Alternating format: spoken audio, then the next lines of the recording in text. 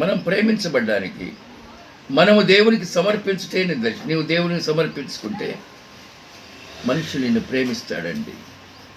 దేవుడు నీ పక్షంగా ఉండి ఎదుటివారి హృదయాన్ని నీ వైపు తిప్పేస్తాడు.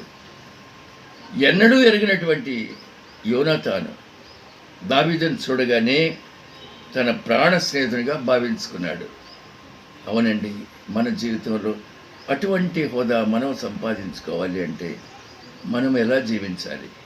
దావీదుకున్న సహృదయత, దావీదుకున్నటువంటి దేవుని అచంచలైన విశ్వాసం, దేవుని మీద ఆనుకొని నడవగలిగిన విధానం మనకు కూడా ఉన్నట్లయితే మనం రాజాది రాజైన దేవుని వల్ల ప్రేమించబడతాం.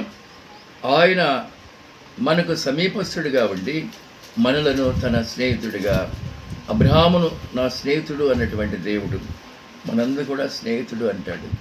ఈ ప్రాముఖ్యమైన సత్యాన్ని నేర్చుకునే మనం మన జీవితంలో దేవునికి ఎంత సమీపంగా ఉన్నాం, ఎంతగా ఆయన్ని ఆరాధిస్తున్నాం అనే వాస్తవాన్ని తెలుసుకొని ఆయనకు దగ్గరగా సన్నిహితులుగా ఉండాలని ప్రేమతో మీకు జ్ఞాపకం చేస్తున్నాను. God bless you.